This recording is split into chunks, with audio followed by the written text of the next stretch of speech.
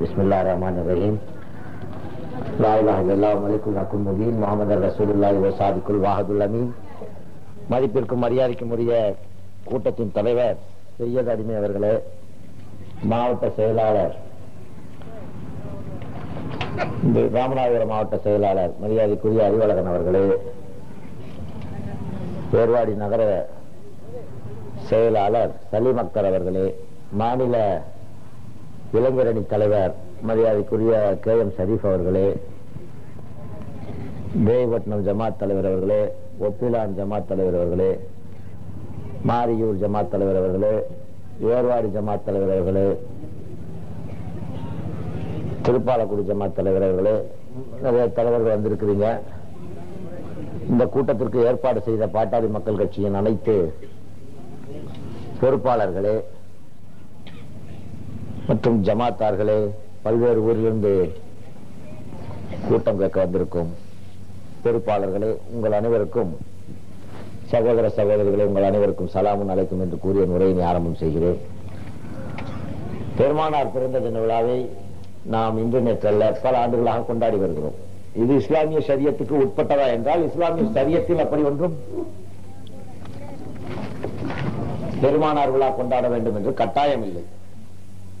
இந்த இந்தியாவில் இந்த பழக்கத்தை நாம் வைத்திருக்கிறோம், சிங்கப்பூரில் வைத்திருக்கிறோம், மலேசியா, இந்தோனேசியா போன்ற தெற்காசிய நாடுகளில் இந்த பழக்கத்தை வைத்திருக்கிறோம். ஆனால் ஷரியத் படி எல்லாம் கொண்டாட வேண்டுமா என்றால் சட்டப்படி அல்ல. இது மார்க்கத்துக்கு உட்படாத செயல், அவன் முரண்பட்ட செயல் அல்ல. ஒரு கிணறு இருந்தால் அந்த கிணறை தூறு வாரத்தான் அந்த கிணறு தூய்மைப்படும். அதனால் இல்ல அவங்க அச்சேசர் தான் தூக்கி இந்த கட்டை வை. சரி,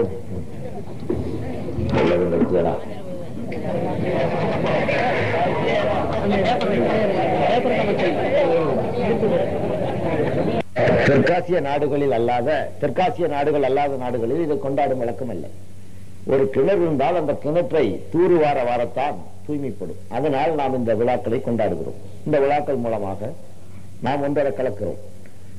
அதனால் பல்வேறு ஊர் மக்களை ஒரே இடத்துல ஏர்வாடிக்கு தர்காவுக்கு பக்கத்தில் நான் தங்கி இருந்தேன். பல்வேறு இன மக்களை நான் சந்திக்கிற வாய்ப்பு, பல்வேறு ஊர் மக்களையும் நான் சந்திக்கிற ஒரு வாய்ப்பும் இதன் மூலம் கிட்டுகிறது. நிறை குறைகளை கலந்து ஆலோசிக்கிறோம் இந்த விழா. ஆனால் கடந்த 5 ஆண்டு காலமாக ஜெயலலிதா ஆட்சியில் இவர்களுக்கெல்லாம் நெருக்கடிகள். இந்த ஆண்டு புதிய ஆட்சி பொறுப்பேற்ற பின்னால் தான் நேற்று காரைக்குடியில் கொண்டாடினார்கள். கலெக்டர், SP எல்லாம் கலந்துக்கிட்டாங்க. இந்த 5 வருஷத்துல எந்த கலெக்டரும் கலந்துதான் தெரியல. 5 வருஷமா நாங்க மட்டும்தான், ஜிகாத் கமிட்டி மட்டும்தான் விடாம ஜெயலலிதாவை வைத்து சண்டை போட்டு நாங்க கொண்டாடுவோம், இது எங்க ஜீவாதார உரிமை, அடிப்படை உரிமை, நீ புடுங்கக்கூடாதுன்னு சொல்லி இந்த 5 வருஷத்துல எல்லாம் ஓடி ஒழிஞ்சிட்டாங்க.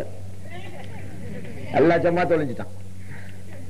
மீலாது கமிட்டி ஊர்வலம் ஒருத்தர் நடத்திட்டு இருந்தான் மெட்ராஸ்ல, அவனும் ஒழிஞ்சிட்டான். நான் அவனுக்கு ஒரு கோர்ட் ஆர்டர் வாங்கி கொடுத்தேன், பாதுகாப்பு கொடுக்கணும்னு.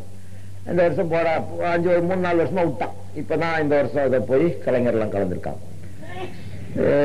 காரைக்குடியில இப்படி ஒரு கமிட்டி இருந்தே தெரியல. திடீர்னு ஐக்கிய ஜமாத் பேரவை அப்படின்னு ஒரு பேரவையை போட்டுக்கிட்டு கலந்துட்டான். அப்புறம் நான் என்னடா எதிரன்னா, ஏதோ ஒரு வகையில கொண்டாடுறவனோட நோக்கம் நபிகள் பெருமானாரின் நல்ல போதனைகள் 4 மக்களுக்கு போய் சேர்ந்து நமக்கும் அவர்களுக்கும் உள்ள அந்த கேப், அந்த இடைவெளி குறுகி அவர்கள் மீது நமக்கு நல்ல எண்ணமும் நம் மீது அவர்களுக்கு ஒரு உயர்ந்த எண்ணமும் உருவாக்க வேண்டும் என்பதல்ல. எதை SP காக்கா பிடிக்கணும், கலெக்டர் காக்கா பிடிக்கணும், 4 பிழைப்புவாதி நடத்துறது ஒரு கூட்டம். உண்மையாலுமே உள்ளன்போட ஒப்பிலான், இந்த பக்கத்துல காஞ்சனங்குடி ஜமாத் தலைவர்கள் வந்திருக்காங்க, அங்கேயும் நேற்று கொண்டாடி இருக்காங்க. அதெல்லாம் உள்ளன்போட கொண்டாடுற கூட்டங்கள்.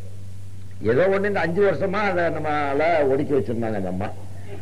இப்ப இன்னைக்கு என்ன நிலைமை சொல்லுங்க. நான் 5 வருஷத்துக்கு முன்னாடியே சொன்னேன், ஆளுங்கட்சியா இருக்கும்போது அராஜகம் செஞ்சிடலாம், அதிகாரம் காட்டிடலாம். ஏதோ எங்க அப்பாவி ஜமாத்தார்கள் அதுக்கு அடிபணிஞ்சு போய்விட்டார்கள். நான் பணிய மாட்டேன்ட்டேன். நான் வருஷத்துக்கு 20 மீளாது கூட்டம் பேசாம இருந்ததில்லை.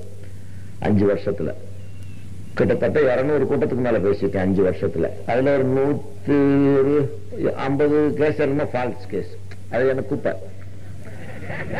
ஆனா போட்டாலும் கூட நான் தடைய மீறி கூட்டத்தை நடத்தி வெளியே லைசன்ஸ் கொடுக்கலையா, இப்ப இதே லைசன்ஸ் வெளியே கொடுக்கலன்னா ஏர்வாடி தர்காக்குள்ள நடத்தி இருக்க போறோம், இன்னும் சிறப்பா இருந்திருக்கும். ஆனா எல்லாம் ஜென்டில்மேன் அக்ரிமெண்ட்ல எல்லாம் ஓடுது. இப்ப இந்த 5 வருஷமா இந்த அம்மா நம்மகிட்ட பகையை தேடிச்சு. இன்னைக்கு அவங்க நிலைமை என்ன யோசிச்சு பார்த்தீங்களா? சீஃப் மினிஸ்டரா உட்கார்ந்து பிளாக் கார்ட்ஸோட அங்க பாந்து இங்க ஆடி, அன்னைக்கு இதே மேடையில நாங்க உட்கார்ந்துருக்கோம், இன்னைக்கு இதே மேடையில உட்கார்ந்துருக்கோம். எங்களுக்குள்ள கௌரவம் என்னைக்கு சாகர வரைக்கும் யாரும் எடுக்க முடியாது. நாங்க சாகர வரைக்கும் எங்களுடைய கௌரவத்தை யாரும் பிடிங்கிட்டு போயிட முடியாது. என்னைக்கும் அதே ஆளுகாட்சி பள்ளி போவாம இஸ்லாமிய போர்வாளும் தான் அதெல்லாம் சொல்லுவான். இடி முழக்கம் தான், இடி முழக்கம் பழனி பாபா நாங்க ஒரு ஊர்ல எழுதி போட்டிருக்காங்க. நான் வரும்போது பாக்குறேன். இடி முழக்கம் காதுல கேட்க முடியுமா? ஆனா இவனுக்கு எதையாவது ஒரு நல்லதை போடணும், அவனுக்கு வாயில வந்தது இடி முழக்கம் பழனி பாபா அப்படிங்கிறான், போர்வாளுங்கிறான், என்ன சொல்றேன். சரி, அவன் ஆதங்கத்துக்கு அவன் நமக்கு அந்த என்னைக்கு சொல்ல போறான், செத்தாலும் சொல்ல போறேன். ஆனா நேத்து மாண்புமிகு முதலமைச்சர் சொன்னவன் இன்னைக்கு சொல்லுவானா? இன்னைக்கு நான் நினைச்சேங்க அங்க மெட்ராஸ் சிட்டிக்குள்ள அங்க அவங்கள நடமாட விடாம பண்ணணும்னு நினைச்சா முடியுமா? முடியாதா? நான் செய்ய போறதுல சொல்றேன். என்னுடைய பழைய வஞ்சி என்ன ஒரு 8 மாசம் ஜெயில வச்சாங்க. ஒரு 16-17 முறை ஜெயில போட்டுச்சு. அந்த அம்மா சொத்தம் முடக்குச்சு, தடா கேச போட்டுச்சு, குண்டு வெடிப்பு கேச போட்டுச்சு. சினிமாக்காரன் பம்பாய் அவன் வீட்டுல குண்டறிஞ்ச கேச போட்டுச்சு, ராஜகோபாலன் கொலை வழக்கு போட்டுச்சு, சிவாங்கிற ஒருத்தன் கொலை வழக்கு போட்டுச்சு, ஊர்ல நாட்டுல ஏதாவது பட்டாசு வெடிச்சா என் பேர்ல போட்டுச்சு, எல்லாம் போட்டுச்சு. ஆனா இன்னைக்கு நான் நினைச்சேன்னா அந்த அம்மா பேர்ல 100 குண்டு வெடிப்பு கேஸ் போட வச்சிருவேன். நான் செய்யல. என்ன, ஏதோ விவரம் தெரியாத நாய் குலைச்சிச்சு, பெருந்தன்மையா நான் விட்டுட்டேன். இப்ப சரிப்பு வந்து அவங்களை உள்ள பிடிச்சு போடும்போது கூட எனக்கு கஷ்டமா தான் இருக்கு. ஒரு பொம்பளை சசிகலா 1000 தப்பு பண்ணிருக்கலாம், அவங்கள உள்ள பிடிச்சு போடுன்னு சொல்லும் போது கூட எனக்கு அது ஜெயிலுக்கு பிடிச்சு போட்டதுல உடன்பாடு இல்லை. என்ன அந்த ஜெயில பிடிச்சு போட்டு என்ன அரசத் மாத்தா என் கூட தான் ஜெயில பம்பாயில இருந்தான், காட் கூப்பர் ஜெயில. நான் அவனு ஒரே செல்லுல இருந்தோம். இப்படி ஒரு பெருமானார் விழாவுக்கு கலந்து கொள்ள நானும் டாக்டர் ராமதாசும் மஸ்தான் அவர்கள் அழைப்பின் பேரில் பம்பாய்க்கு போன உடனே டக்குன்னு பம்பாய் கவர்மெண்ட்ல பிஜேபி காரங்க எல்லாம் சொல்லி, அப்ப இருக்க சரத்பவார் கவர்மெண்ட் எந்த முன்னறிவிப்பும் இல்லாம